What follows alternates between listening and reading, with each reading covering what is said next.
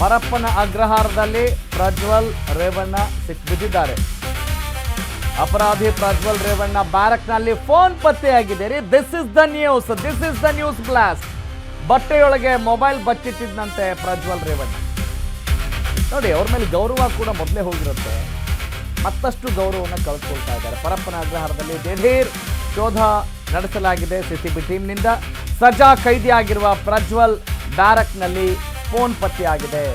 ದಾಳಿ ವೇಳೆ ಒಂದು ಮೊಬೈಲ್ ಕೂಡ ಜಪ್ತಿಯಾಗಿದೆ ಸಿಸಿಬಿ ಕಡೆಯಿಂದ. ಪರಪ್ಪನ ಅಗ್ರಹಾರದಲ್ಲಿ ಪ್ರಜ್ವಲ್ ರೇವಣ್ಣ ಸಿಕ್ಕಿಬಿದ್ದಿದ್ದಾರೆ. ನೋಡಿ, ಸಮಾಜದಲ್ಲಿ ದಿನನಿತ್ಯದ ಜೀವನದಲ್ಲಿ ಅಪರಾಧಿಗಳಾದಾಗ ಸಿಕ್ಕಿಬಿದ್ದಾಗ ಅವರನ್ನು ಜೈಲಿಗೆ ಹಾಕಲಾಗುತ್ತೆ ಅಲ್ವಾ? ಅದು ನಮ್ಮ ವ್ಯವಸ್ಥೆ. ಕಾನೂನಿನ ಅಡಿಯಲ್ಲಿ ಅವ್ರಿಗೇನು ಶಿಕ್ಷೆ ಪ್ರಕಟ ಆಗಬೇಕು ಶಿಕ್ಷೆ ಪ್ರಕಟ ಆಗುತ್ತೆ. ಆದರೆ ಅಲ್ಲಿ ಹೋದ ಮೇಲೂ ಕೂಡ ಮತ್ತೆ ತಪ್ಪನ್ನು ಮಾಡುವ ಪ್ರವೃತ್ತಿ ಬೆಳೆಸ್ಕೊಳ್ತಾರೆ ಅಂತ ಹೇಳಿದರೆ ಇಲ್ಲಿ ಅವರ ಮನಸ್ಥಿತಿ ಕೂಡ ಕಾರಣ ಮತ್ತು ನಮ್ಮ ವ್ಯವಸ್ಥೆಯ ಪರಿಸ್ಥಿತಿ ಕೂಡ ಕಾರಣ. ಪರಪ್ಪನ ಅಗ್ರಹಾರ ಠಾಣೆಯಲ್ಲಿ ಪ್ರಕರಣ ದಾಖಲಿಸಲು ಸಿಸಿಬಿ ಈಗ ಸಿದ್ಧತೆಯನ್ನು ಮಾಡಿಕೊಂಡಿದೆ. ಜೈಲು ನಿಯಮಗಳ ಉಲ್ಲಂಘನೆ ಸೇರಿದಂತೆ ಇನ್ನಿತರ ಕಲಂಗಳ ಅಡಿಯಲ್ಲಿ ಎಫ್ಐಆರ್ ದಾಖಲಾಗುತ್ತೆ. ಕೊಲೆ ಆರೋಪಿ ನಟ ದರ್ಶನ್ ಸೇರಿದಂತೆ ಹಲವರ ಸೆಲ್ ಕೂಡ ಪರಿಶೀಲನೆ ಮಾಡಲಾಗುತ್ತೆ. ಮೊಬೈಲ್ ಸೇರಿದಂತೆ ಯಾವುದೇ ವಸ್ತು ಸಿಗಲಿಲ್ಲ ಅಂತ ಸಿಸಿಬಿ ಈಗ ವರದಿ ಕೊಟ್ಟಿದೆ. ಆದರೆ ನಟ ದರ್ಶನ್ ಬ್ಯಾರಕ್ನಲ್ಲಿ ಯಾವುದೇ ಮೊಬೈಲ್ ಸಿಕ್ಕಿಲ್ಲ. ಅತ್ಯಾಚಾರ ಪ್ರಕರಣದ ಸಜಾ ಕೈದಿಯಾಗಿರುವಂತಹ ಪ್ರಜ್ವಲ್ ರೇವಣ್ಣ ಬಟ್ಟೆಯಲ್ಲಿ ಮುಚ್ಚಿಟ್ಕೊಂಡಿದ್ರು ಏನನ್ನ? ಮೊಬೈಲ್ನ. ಪ್ರಜ್ವಲ್ ರೇವಣ್ಣ ಬಳಿ ಆಂಡ್ರಾಯ್ಡ್ ಫೋನ್ ಹೇಗೆ ಬಂತು? ಸ್ಮಾರ್ಟ್ ಫೋನ್ ಹೇಗೆ ಬಂತು? ಎಷ್ಟು ದಿನಗಳಿಂದ ಮೊಬೈಲ್ನ ಬಳಕೆ ಮಾಡ್ತಾ ಇದ್ರು ಪ್ರಜ್ವಲ್ ರೇವಣ್ಣ? ಪ್ರಜ್ವಲ್ ರೇವಣ್ಣಗೆ ಮೊಬೈಲ್ ತಂದು ಕೊಟ್ಟವರಾದ್ರು ಯಾರು? ನೋಡಿ, ಹಲವು ಪ್ರಶ್ನೆಗಳು ಈಗ ಗರಿಗೆದರ್ತಾ ಇದ್ದಾರೆ. ಅಂದ್ರೆ ನಾವು ಯಾವುದನ್ನು ನಂಬಬೇಕು, ಯಾವುದನ್ನು ಬಿಡಬೇಕು? ಅಂದ್ರೆ ಅಪರಾಧಿಗೆ ಶಿಕ್ಷೆ ಆಗುತ್ತೆ ಅಂತ ಹೇಳಿ, ನ್ಯಾಯ ಸಿಗುತ್ತೆ ಅಂತ ಹೇಳಿ ಸಂತ್ರಸ್ತರು ಇರುವಾಗ ಅಲ್ಲೂ ಕೂಡ ಇವರು ಆರಾಮಾಗಿ ಅದೇ ಮನಸ್ಥಿತಿಯಲ್ಲಿ ಇರ್ತಾರೆ ಅಂತ ಹೇಳಿದ್ರೆ what is the use of this system? Okay, ನನ್ನ ಕಲೀಗ್, ನಮ್ಮ ಕೋರ್ಟ್ ಕರೆಸ್ಪಾಂಡೆಂಟ್ ಅರುಣ್ ಈ ಬಗ್ಗೆ ಮತ್ತಷ್ಟು ಅಪ್ಡೇಟ್ ನೀಡ್ತಾರೆ. Arun, very good morning. ಇದು ಆಶ್ಚರ್ಯ ಅನ್ಬೇಕೋ, ಶಾಕಿಂಗ್ ಅನ್ಬೇಕೋ, ನಾರ್ಮಲ್ ಅನ್ಬೇಕೋ ಇಂಥ ಸುದ್ದಿ ನೋಡಿದಾಗ? ಪರಪ್ಪನ ಅಗ್ರಹಾರದಲ್ಲಿ ಇದು ಹೊಸದಲ್ಲ.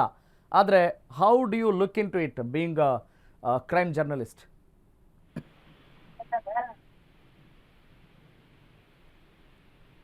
S Arun, am I audible? ನನ್ನ ಧ್ವನಿ ಕೇಳಿಸ್ತಾ ಇದೆಯಾ? ಓಕೆ, ಫೋನ್ ಡಿಸ್ಕನೆಕ್ಟ್ ಆಗಿದೆ. ಮತ್ತೆ ಅವರನ್ನು ಸಂಪರ್ಕ ಮಾಡೋಣ.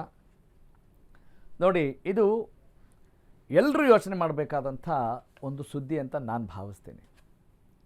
ಯಾಕೆ? ಸಮಾಜ ಅಂತ ಹೇಳಿದರೆ ನಾವೆಲ್ಲರೂ ಇದ್ದೀವಲ್ವೇನ್ರಿ? ಅಂದರೆ ಯಾರ ಭಯ ಆದರೂ ಇರಬೇಕಲ್ಲ. ಕ್ಯಾಮ್ರಾ ಕಣ್ಣಿಗೆ ಸಿಕ್ಕಿಬಿದ್ದಾಗ ಸ್ವಲ್ಪ ಆ ಕ್ಷಣದಲ್ಲಿ ಎಚ್ಚೆತ್ಕೊಳ್ಬೋದೇನೋ ಅಲ್ವಾ? ಸಿಸಿಬಿ ಟೀಮ್ ದಾಳಿ ಮಾಡಿದೆ. ದಾಳಿ ಮಾಡಿದಾಗ ಇಂಥದ್ದು ಸಿಕ್ಕಿದೆ. ಇನ್ನು ಪ್ರತಿದಿನ ದಾಳಿ ಮಾಡ್ತಾರಾ? ಇಲ್ಲ.